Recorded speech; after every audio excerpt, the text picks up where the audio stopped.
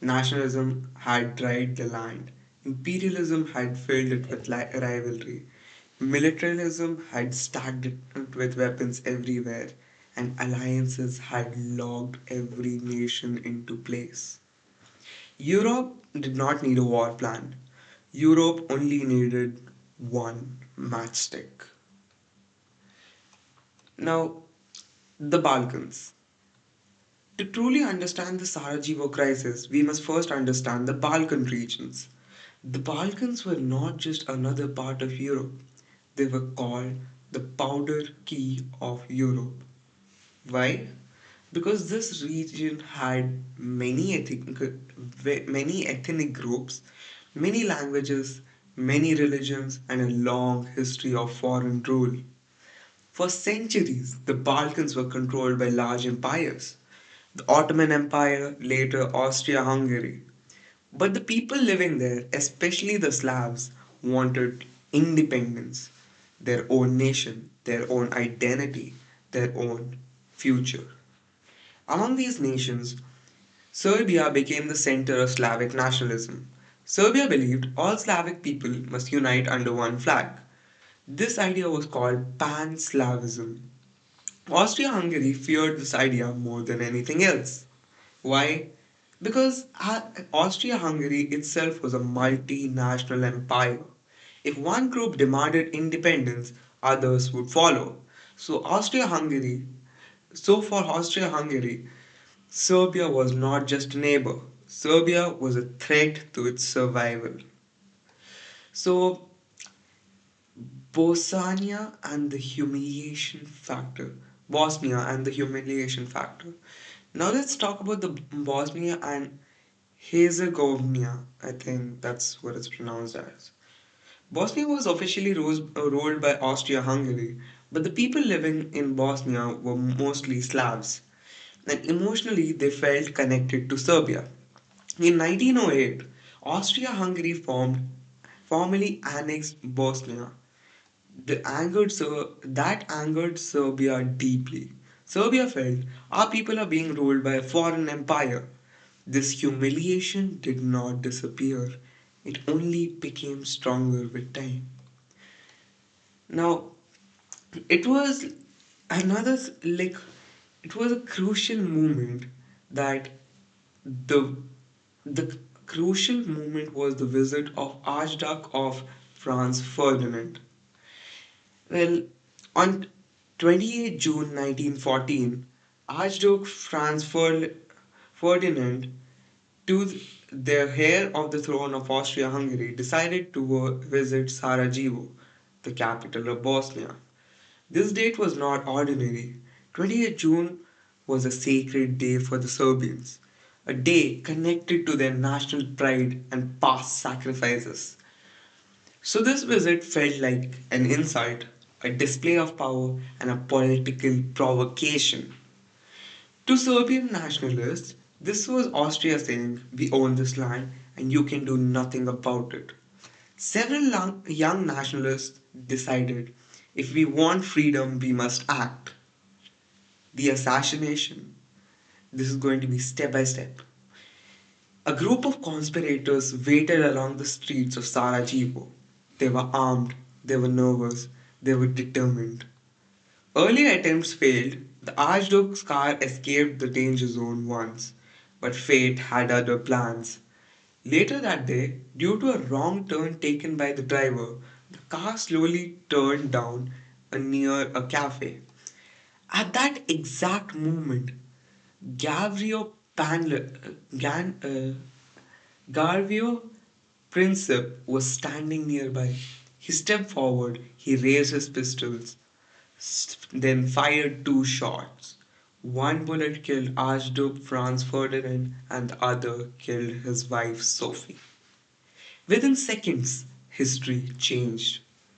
This was not just an assassination, this was the collapse of peace. Now, you might think why this assassination was different.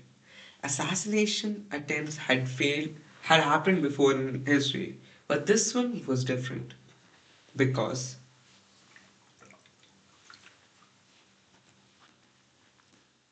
Because Europe was already unstable. Alliances were already formed. Armies were already mobilizing. Austria Hungary didn't see this as an individual crime. It saw it as an attack on its honor, an attack on its authority, and an attack on its future. Austria decided Serbia must be punished. So, the Austrian ultimatum came that was deliberately impossible. With Germany's full backing, Austria Hungary sent an ultimatum to Serbia. The ultimatum contained conditions that violated Serbian sovereignty, allowed Austrians to officially operate inside Serbia, and demanded suppression of nationalist movements. Serbia accepted most conditions, but it rejected those that destroyed its independence. Understandable. But Austria did not want peace. Austria wanted war. On 28 June 1914, Austria Hungary declared war on Serbia. Now, this was a domino effect, and this is how the world caught on fire. Now, watch how alliances would work like falling dominoes. Russia supported Serbia. Russia mobilized. Germany supported Austria. Germany declared war on Russia. France supported Russia. Germany declared war on France. Germany invaded Belgium. Britain entered the war. Now, the entirety of Europe was in war. And within 1 week, the entire Europe had left its peace. Within months, the world was at war. This is why the Sarajevo Crisis is called the immediate cause, because because it turned the tensions into an explosion.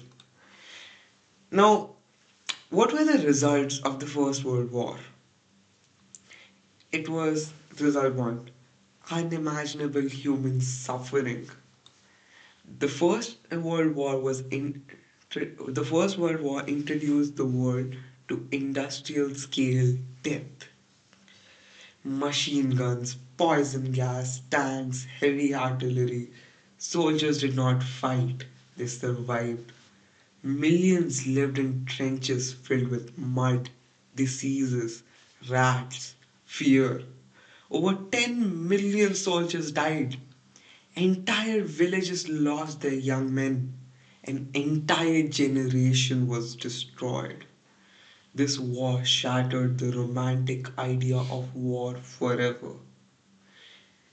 The result, too: four great empires collapsed after the war: the German Empire, the Austro Hungarian Empire, the Ottoman Empire, and the Russian Empire. New nations were formed, but borders were drawn carelessly. This created ethnic conflicts, political instability, and future wars. Peace was achieved on paper, but not in reality. The result three: the Treaty of Versailles. This is what would later lead to the Second World War, guys. Now, the Treaty of Versailles. The Treaty of Versailles was signed in 1990. Germany was not allowed to negotiate. Germany was forced to accept full blame for the war. The treaty took away German territories, took away German colonies, reduced German army to almost nothing, imposed massive war reparations. Germany felt humiliated, betrayed, and angry. And this anger did not disappear.